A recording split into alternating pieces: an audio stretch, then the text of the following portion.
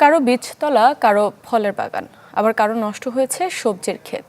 বানের পানিতে সব হারিয়ে কক্সবাজারের 10 উপজেলার 43,000 কৃষকের ঘরে এখন হাহাকার। কৃষি বিভাগ বলছে, বন্যা সহিঞ্চু জাতের ধান, আগাম সবজি আর মরিচ চাষ করা গেলে কিছুটা হলেও ক্ষতি কাটিয়ে ওঠা সম্ভব। আজিম নিহাতের রিপোর্ট। ছবি তুলেছেন রাশেদুল ইসলাম ছোটন। এটি আমনের বীজতলা। সাম্প্রতিক বন্যায় পুরোপুরি নষ্ট হয়ে গেছে। এই চারাগুলো আর রোপণ করা যাবে না।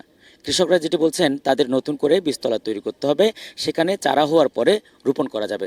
এক্ষেত্রে কৃষি বিভাগ যেটি পরামর্শ দিচ্ছে, যেহেতু দুর্যোগ সহনীয় এবং বন্যার পানিতে 10 থেকে 12 দিন ডুবে থাকলেও কিছু জাত রয়েছে যেগুলো সহজে নষ্ট হয় না। সেগুলো বিধান 51, 52 ও 75। এই ধানগুলো রোপণ করলে দেরিতে হলেও তারা সঠিক সময়ে ফলন পাবে। শুধু বীজতলাই নয়, সব ধরনের ফসল নষ্ট হয়ে যাওয়ায় বিপাকে পড়েছেন কক্সবাজারের কৃষকেরা। যেমন চকরিয়ার সবচেয়ে বড় সবজি চাষি আমানত শফি 7 একরের তরতাজা ফসল হারিয়ে দিশেহারা। চিন্তা করছেন ক্ষতি পোষাতে স্বল্প মেয়াদী আগাম সবজি চাষ করার। একইভাবে খামারের চারপাশে লাগানো গাছে ঝুলছে শত শত পেঁপে, কিন্তু গাছগুলো সব মরে যাচ্ছে মোহাম্মদ কালুর। কাঁকড়ার ফুলের ছড়ায় ক্ষতির পর নতুন করে বীজতলা তৈরি করছেন চাষিরা। অথচ যে কোনো সময় আবারও হতে পারে বন্যা, ভাসিয়ে নিতে পারে সবকিছু। কিন্তু উঁচু জমি না থাকায় নিরুপায় তারা। বলছেন, ঘুরে দাঁড়াতে চান সরকারের সহযোগিতা। এখানে আবার বৃষ্টি পানিতে তুলে নেওয়ার সম্ভাবনা আছে। একটু উঁচু জায়গাতে 2-1 দিনের মধ্যে বিস্তার করার জন্য চেষ্টা করতেছি। আগাম করতে পারি, আগাম যদি ফলন করতে পারি তাহলে তো আগাম মূলান্দাজের দাম হয়। একদম মেডিসিন ব্যবহার করতে হইয়ে এইটা ব্যবহার করানোর পরও আর এখনো সুফল না পাই।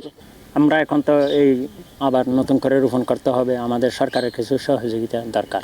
এখন কুড়িয়ে আবার নতুন করে ফেলাইতেছে। কম বয়সী এক দূর কম বয়সী ধান হলে একটু ভালো হবে। কৃষকদেরকে যেন একটু সাহায্য সহযোগিতা করে।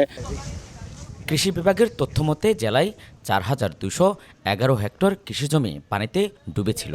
এর মধ্যে 2,791 হেক্টর জমি ক্ষতিগ্রস্ত হয়েছে।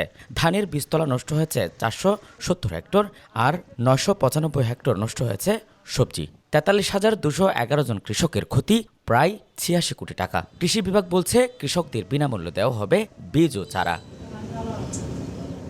তবে অল্প পরিসরে সবজি চাষ করেও স্বল্প মেয়াদে লাভবান হওয়ার পরামর্শও দিচ্ছে কৃষি বিভাগ।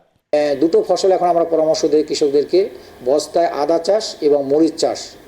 এটি হচ্ছে বস্তায় মাটি দেওয়ার পর এই বস্তাটা যে কোনো 2 ইট বা 3টে ইটের উপর রেখে যে কোনো শুকনো জায়গায় রাখতে পারে এবং চারাটা লাগা দিবে।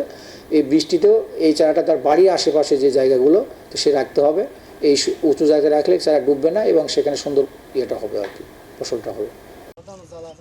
শুধু আমন বা সবজি নয়, আকস্মিক বন্যায় পানের বরজ থেকে শুরু করে চাষাবাদের সব প্রস্তুতিই ভেস্তে গেছে কৃষকদের। এমন সংকটে প্রণোদনায় যেন অনিয়ম না হয়, সে ব্যাপারে আগাম সতর্ক থাকার তাগিদ দেন চাষিরা। আজিম নিহাত, চ্যানেল 24, কক্সবাজার।